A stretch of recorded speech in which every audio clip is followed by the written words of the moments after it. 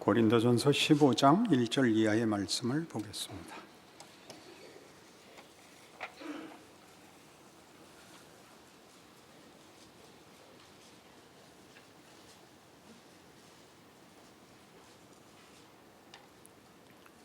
형제들아, 내가 너희에게 전한 복음을 너희에게 알게 하노니 이는 너희가 받은 것이요 또 그 가운데 선 것이라. 너희가 만일 내가 전한 그 말을 굳게 지키고 헛되이 믿지 아니하였으면 그로 말미암아 구원을 받으리라.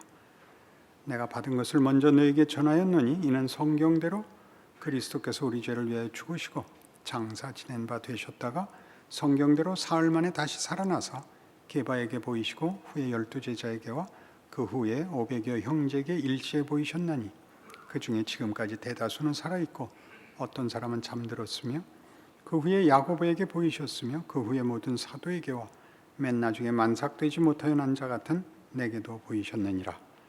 나는 사도 중에 가장 작은 자라. 나는 하나님의 교회를 박해하였으므로 사도라 칭함받기를 감당하지 못할지라. 그러나 내가 나 된 것은 하나님의 은혜로 된 것이니 내게 주신 그의 은혜가 헛되지 아니하여 내가 모든 사도보다 더 많이 수고하였으나 내가 한 것이 아니요 오직 나와 함께 하신 하나님의 은혜로라. 그러므로 나나 그들이나 이같이 전파하며 너희도 이같이 믿었느니라. 그리스도께서 죽은 자 가운데서 다시 살아나셨다 전파되었거늘 너희 중에서 어떤 사람들은 어찌하여 죽은 자 가운데서 부활이 없다 하느냐. 만일 죽은 자의 부활이 없으면 그리스도도 다시 살아나지 못하셨으리라.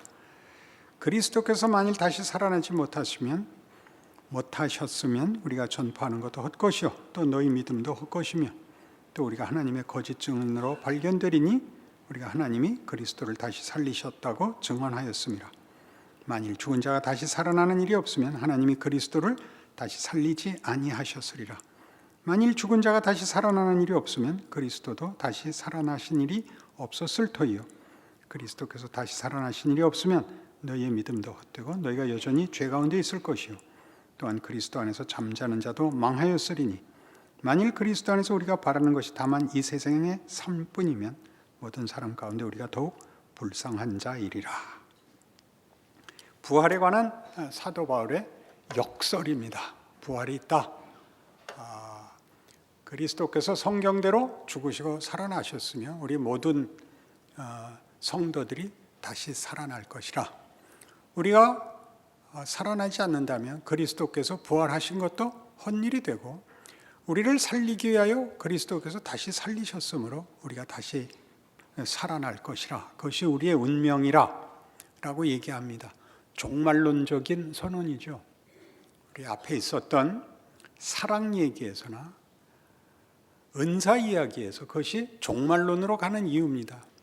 우리가 다만 우리의 삶이 여기 19절까지에 있는 바와 같이 만일 그리스도 안에서 우리가 바라는 것이 다만 이 세상의 삶뿐이면 모든 사람 가운데 우리가 더욱 불쌍한 자이리라. 그러니까 이 세상에서 사는 것이 끝이 아니고 부활하여 영원히 살 것이라. 그러니까 우리의 삶은 부활 생명과 이렇게 이어져 있다. 우리의 삶이 부활로 이어지며 영원할 것이라. 예수를 믿는 현재의 삶은 종말론적으로 이해되어야 할 것이라 이렇게 얘기합니다. 그런데 이 말은 쉽지 않습니다. 당시 고린도 교회는 지금 사는 것과 영원히 사는 것은 다른 것이라고 생각을 했습니다. 지금은 육체로 살고 그때는 육체의 제한을 벗어나 영원한 자유와 영혼의 세계를 살 것이라고 기대를 해서 몸이 다시 산다는 개념은 약했습니다. 상대적으로. 그럼 무슨 문제가 생기느냐 하면 몸으로 하는 일의 중요성을 간과하게 됩니다. 그리고 지금 당하는 고난, 지금 겪는 어떤 우리의 불만족들이 쓸데없는 것으로 치부됩니다. 기독교 신앙은 그렇지 않다고 증언하는 것입니다. 지금의 삶이 영원한 삶으로 이어지며 그래서 지금 우리가 겪는 우리 몸으로 겪는 그러니까 우리가 실제로 겪는 현실이 영원한 영광의 운명과 이어져 있는 거기에 필수적인 과정이라고 얘기합니다. 안 하면 안 되는 게 아니라는 뜻이 아니라 나무가 자라듯이 시간이 쌓이듯이 그렇게 가는 것이라고 얘기합니다. 그러니까 이 12절부터 다시 보셔서 그리스도께서 죽은 자 가운데서 다시 살아나셨다 전파되었거늘 너희 중에서 어떤 사람들은 어찌하여 죽은 자 가운데서 부활이 없다 하느냐. 13절 죽은 자의 부활이 없으면 그리스도도 다시 살아나지 못하셨으리라. 15절 하반절 만일 죽은 자가 다시 살아나는 일이 없으면 하나님이 그리스도를 다시 살리지 아니하셨으리라. 만일 죽은 자가 다시 살아나는 일이 없으면 그리스도도 다시 살아나신 일이 없었을 터이라. 이건 다 직역하면 이겁니다. 시체가 일어났다 그런 뜻입니다. 그러니까 부활 그러면 뭔가 이런 제한과 구체성을 벗어나는 것으로 생각이 돼서 지금 우리가 구체적으로 사는 건 빨리 벗어버려야 하는 식으로 생각하게 된단 말이죠. 지금 일어나는 일들은 빨리 부활 생명을 얻어 영광스럽게 되기 위하여 빨리 벗어던져야 되는, 그래서 빨리 죽어 빨리 천국 가는. 그러나 성경이 하는 식의 얘기는 성경대로 예수께서 이 땅에 오시고 성경대로 죽으시고 성경대로 사흘 만에 부활하셨다는 그의 구속사역이 공간과 시계 속에서 구체적인 과정으로 완성되었다고 얘기한다는 것입니다. 그러니까 예수님이 우리를 구원하시고 우리에게 영원한 약속이 되시는 일들은 그가 시체가 부활하신, 그래서 손에 못자국이 있고 옆구리에 창자국이 있는 몸으로 일어나셔서 당신의 부활을 우리에게 증거하사 그의 성육신과 고난과 죽음이라는 나무가 자라 어떤 결과를 만든 것 같이 그런 필수 불가결한 부분이라고 얘기를 하는 것입니다. 그러니 고린도전서 15장에서 부활을 논하는 것은 지금 부활의 약속과 영광이라는 운명을 가진 자가 그 영광을 지금 채우는 기간이라고 얘기를 하는 것이죠. 그러니까 성가대하는 것 매우 중요한 겁니다. 이렇게 앉아 있는 것보다 100번 나은 거죠. 틀리면 누가 알아요? 그 여러분의 지금 조건이 마치 하나님이 당신의 영광을 벗어놓고 인간의 몸을 취하여 자기를 비우고 순종하기 위한 종의 형태로 찾아오신 것과 방불한 조건이라고 얘기를 하는 것이라고요. 그렇게 얼렁뚱땅 넘어가자는 게 아닙니다. 예수님이 더 고생하셨어요. 그러니까 우리가 말이 안 되는 고생을 하는 것과 창조주가 피조물한테 엮이는 것은 뭐라고 얘기를 해야 되는 겁니까? 누가 더 억울합니까? 그 과정이야말로 이런 시체가 일어나는 것 같은 그 죽음이 영광을 입는 것 같이 대반전이요. 부활이라는 그 약속이 가지는 하나님이 우리를 향하여 가지시는 무에서 유를 만들듯이 그 뒤집어진 것을 원래 할 수 있는 것, 그 영광이 오려면 최소한의 조건인 하나 둘 다 말고 반대편으로 가 있는 것으로 그것을 만드는 게 부활이죠. 로마서 4장에 나오는 것 같이 아브라함이 믿은 바 하나님은 없는 것을 있는 것 같이 부르시는 이요 죽은 자를 살리시는 하나님이 우리 생을 예수 그리스도 안에서 영광과 승리의 연장선상에서 허락하고 있는 예수를 성육신과 고난과 모욕과 죽음으로 몰아넣은 것과 방불한 조건 속에서 예수 안에서 하신 것 같이 우리 생을 부르고 있다라고 증언하고 있는 것입니다. 아멘 할 시간입니다.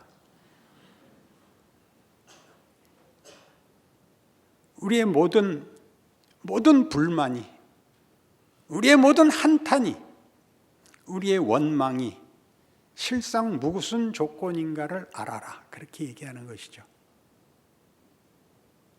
그런 표정 짓지 않기로 지난번에 약속하지 않았습니까? 내가 모른 척하고 넘어가기로 하겠습니다. 고린도전서 6장 이렇게 가보시죠.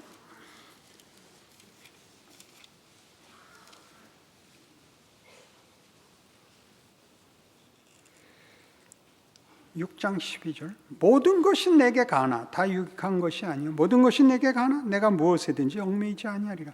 음식은 배를 위하여 있고 배는 음식을 위하여 있으나 하나님은 이것저것을 다 패하시리라. 몸은 음란을 위하여 있지 않고 오직 주를 위하여 있으며 주는 몸을 위하여 계시느니라. 하나님이 주를 다시 살리셨고 또한 그의 권능으로 우리를 다시 살리시리라.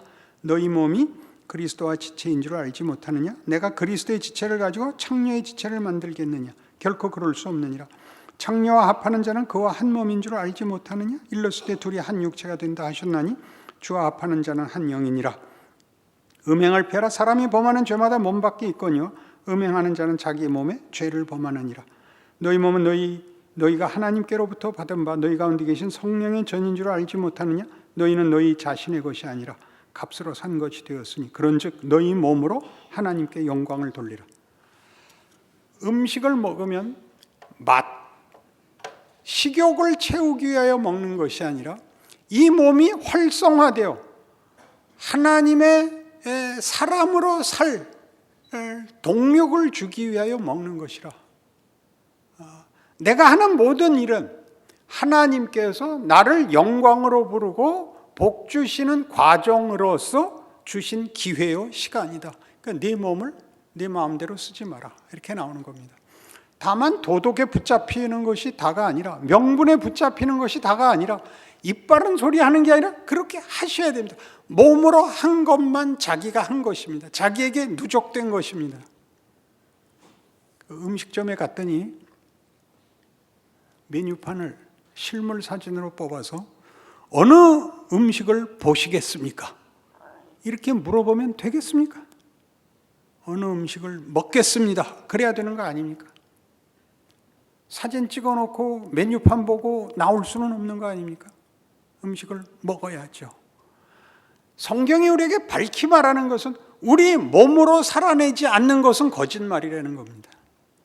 여러분이 마음속에 소원을 가진 것이 옳고 그것을 위하여 노력하는 것이 옳지만 살아내지 못한 건 아직 못한 것입니다. 축구를 잘하고 싶은 것과 잘하는 것은 다른 문제입니다. 잘하고 싶은 욕심이 없고 잘할 수는 없는 노릇이지만 잘하지 못하면서 잘하겠다는 소원만 갖고 있는 것으로 책임을 놓아버릴 수는 없는 것입니다. 그것이 성경이 말하는 부활입니다. 우리 잘 아는 로마서 12장에 가시면 이런 이미 성경의 여러 군데에서 구체적으로 이 몸으로 살아내야 되는 실천이라는 말로는 부족한 그보다 훨씬 큰 구체적인 실제적인 현실적인 우리의 기회 로마서 12장 1절 그러므로 형제들아 내가 하나님의 모든 자비하심으로 너희를 권하노니 너희 몸을 하나님이 기뻐하시는 거룩한 산 제물로 드리라. 이는 너희가 드릴 영적 예배니라. 몸으로 하는 거예요. 거룩한 산 제물로. 여기서 산 제물은 삶으로 바치는 제물입니다. 여기서 살았다는 것은 살았다 죽었다가 아니라 삶으로 바치는 입니다. 매일매일의 현실이라는 건 얼마나 구체적인 정황인지 모릅니다. 여기서는 어떻게 할래? 라고 묻는 것입니다. 가만히 말대답하는 것이 현실이고 인생일 수 없습니다. 결정을 해야 되죠. 이 길로 갈래? 저 길로 갈래? 그럼 어느 길을 가야죠. 거기 앉아서 농담 따먹기 하고 있을 수 없는 거 아닙니까? 가위바위보 하고 있을 수 없는 거 아닙니까? 가위바위보를 했으면 이긴 사람이 가자는 길을 가야 되는 거 아닙니까? 그게 부활입니다. 여러분의 지금 인생이 지금 여러분의 불만과 여러분이 가지는 비명 속에서 지금이 기회요. 지금이 현실입니다. 이걸 쌓아서 오늘을 살아야 내일이 있고 내일을 살아야 모레가 있는 것입니다. 부활은 그렇게 연결되어 있어서 사랑을 얘기할 때 어떻게 하기로 했습니까? 마음과 정성이 다 북받쳐 올라서 열광적인 어떤 정열의 상태에 빠져 추구하는 것이 사랑이 아니라 해야 될 일을 하는 것, 해서는 안 될 일을 안 하는 것. 사랑은 정열보다 책임이요 믿음의 문제라고 했습니다. 사랑해야 한다는 것은 보복하지 말고, 거짓말하지 말고, 비난하지 말고, 원망하지 말고 네 삶을 살아라, 내 책임을 다해라. 그것이 사랑이었습니다. 은사는 뭐였나요? 똑같은 것이었죠. 네가 가진 것으로 모두가 유익하게 해라. 다른 사람 가진 은사나 다른 사람이 가진 어떤 문제에 대해서 가서 감내너라 떡내너라 하지 마라. 해설위원 하지 마라. 심사위원 하지 마라. 너는 경기에 임하는 한 선수가 되어라. 팀워크에 내 자신을 바쳐라. 그것이 은사였습니다. 여러분이 해야 될 일이 무엇인가 생각하십시오. 여러분에게 도망갈 수 없는 책임이 있지 않습니까? 가족, 직장, 친척, 이웃, 친구, 교회, 나라, 사회. 여러분이 뭘 해야 되는지, 어떻게 해야 되는지 여러분들의 몫을 하셔야죠. 그냥 욕하고 돌아서고 비난하고 돌아서는 것은 그것은 정당한 부활신앙 아니다. 그렇게 말하는 겁니다. 예수께서 성경대로 오시고 성경대로 죽으시고 성경대로 사흘 만에 부활하사 시체로 일어나셔서 그 시체가 일어나셔서 그의 생애를 부활과 영광의 운명을 확증하셨도다. 완성하셨도다. 살아내셨도다. 너희의 생애를 그런 줄 알고 살아내라. 이렇게 되는 것입니다. 13편에 나왔던 이 유명한 시가 여호와는 나의 목자시니 내게 부족함이 없으리로다. 제가 푸른 풀밭으로 나를 인도하시며 잔잔한 물가로 나를 인도하시는도다. 자기 이름을 위해 의의 길로 나를 인도하시고 그리고 중간에 모르겠어요. 사망의 음침한 골짜기로 다닐지라도 해를 두려워 아니하고 내 원수의 목전에서 내 머리에 기름을 바르시고 내 잔이 넘치나이다. 이 시의 놀라움이 뭔가요? 이 시의 놀라움이 다윗이 고백한 이 승리가 뭔가요? 사망은 매 순간 와서 이걸 요구하더라는 것입니다. 뭘 요구해요? 사망이 자폭을 요구하죠. 너 살아서 뭐하냐? 너 그 꼴이 뭐냐? 관둬라. 매일 현실이 우리에게 들이대는 시험입니다. 도전입니다. 거기에 대해서 부활이 하는 얘기는 그겁니다. 뭐라고 얘기하려는 겁니까? 나 포기하지 않는다. 나 잘못한 대로 산다. 실패한 것으로 믿음 가지고 일어서겠다. 오늘은 내가 80점도 못 맞았지만 내일은 오늘보다 나아지겠다. 죽음을 요구하고 유혹하는 도전 앞에서 아니다. 내 삶은 부활로 승리로 끝나게 돼 있다. 오늘에 넘어진 것이 나에게 약이 될 것이다. 어림도 없다. 너 그딴 소리 하지 마라. 이게 부활장입니다. 또 아멘 하십시오. 연주하다 말고 박수 치십시오. 그래야 되는 꼴이 됐습니다. 잘 생각해 보십시오. 얼마나 위대한 사람의 문제, 영웅에 대한 문제가 아니라 우리 모두에게 주어진, 그래서 복음인가를 생각하십시오. 왜 기독교 신앙이 복음인가? 왜 복음인가? 나는 초라하다. 나는 못났다. 왜 그렇게 스스로 도망가는가? 사망의 음침한 골짜기죠. 너 죽어라. 다윗이 얼마나 많이 그 유혹 앞에 섰겠어요. 넌 왜 사냐? 넌 골리앗은 왜 죽였냐? 블레셋으로 도망가려면 아예 목매달고 죽어라. 뭐 때문에 블레셋으로 도망은 가냐? 그 얼마나 많은 그 자책이 있었겠어요. 사망의 음침한 골짜기. 모든 현실이 나를 죽으라고 들이밀었을 때 하나님이 나를 붙잡았다. 아니다. 내 생애는 부활 생명으로 이기게 되어 있다. 그것이 여호와는 나의 목자시니죠. 우리는 우리의 현실이 뭔지 잘 모릅니다. 하나님이 무엇을 하시는지 사망을 이기는 싸움을 우리에게 요구하고 있죠. 능력으로 이기라 그러지 않습니다. 믿음으로 이기라고 합니다. 사망은 기만이다. 이제는 거짓말이다. 그는 힘이 없다. 다만 위협할 뿐이다. 옆에서 넘어져 나가는 세상 사람들로 인하여 너 겁먹지 마라. 너는 십자가 안에서 예수로 붙잡은 내 자녀다. 일어나라. 일어나라. 그렇게 말하는 것입니다. 그래서 우리의 구원이 다만 참는 것, 다만 시간을 흘려보내서 운명을 가서 소유하게 되는, 여기를 건너뛰어야 하는, 그래서 빨리 죽는 게 복인 그런 인생이 아니라 살아서 내 현실과 정황에 대하여 믿음으로 답해보는 기회요. 거기서의 봄, 여름, 가을, 겨울이 다 나이 태노가 들며 너라는 나무를 키울 것이다. 그렇게 얘기하는 것이 부활입니다. 그러니까 여러분 힘내셔야 됩니다.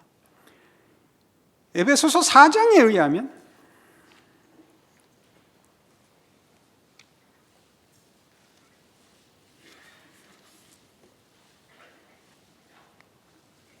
에베소 4장 13절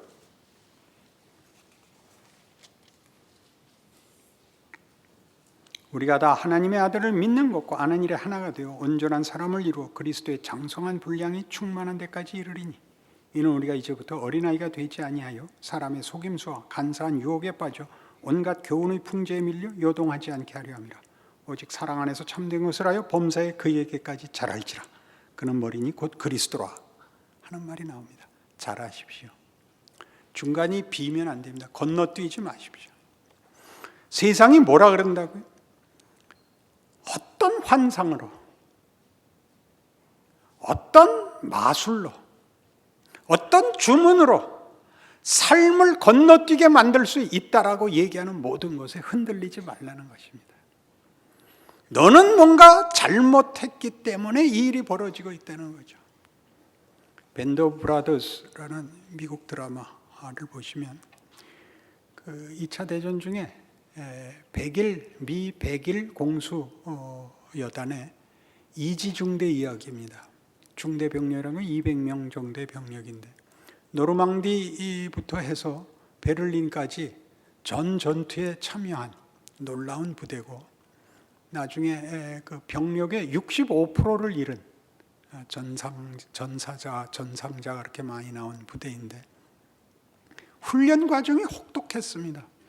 훈련소에 소블 대위라는 그 대위가 대단히 악착스럽게 못살게 굴고 못되게 굴어서 아주 고단한 훈련을 받게 됩니다.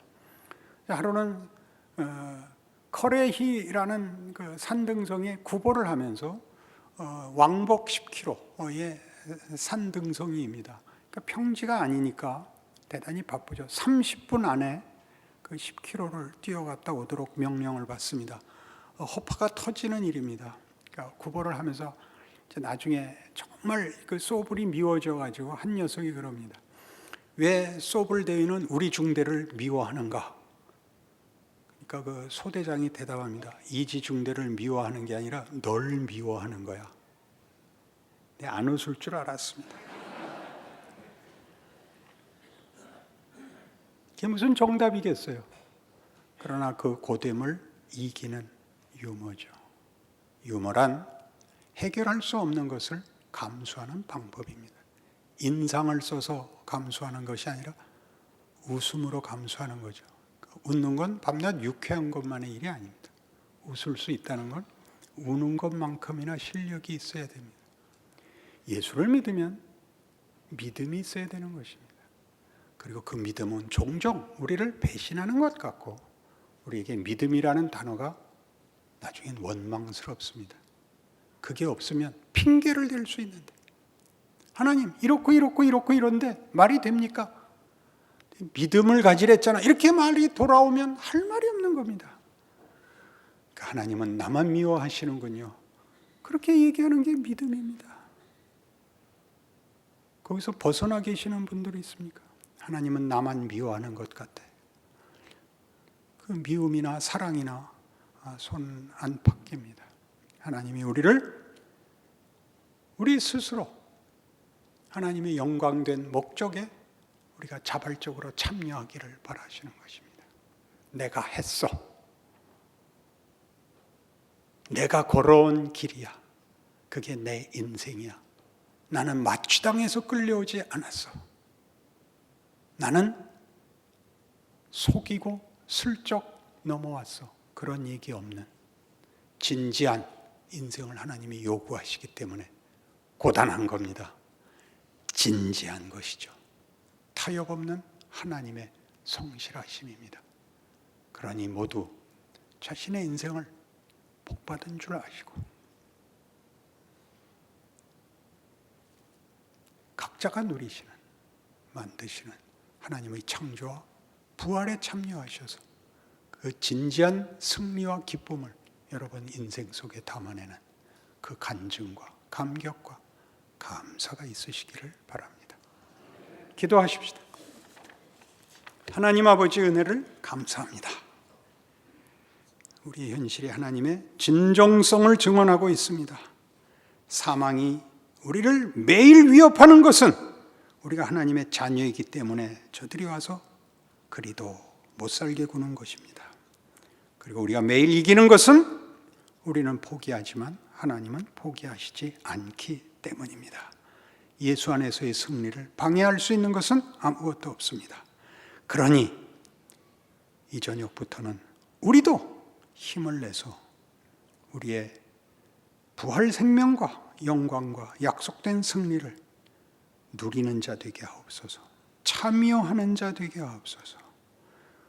눈물과 한숨 속에 우리의 진정한 내용이 만들어지는 기적의 삶을 살고 있다고 주 앞에 찬송하는 그런 나날들도 주시옵소서. 예수님 이름으로 기도합니다. 아멘.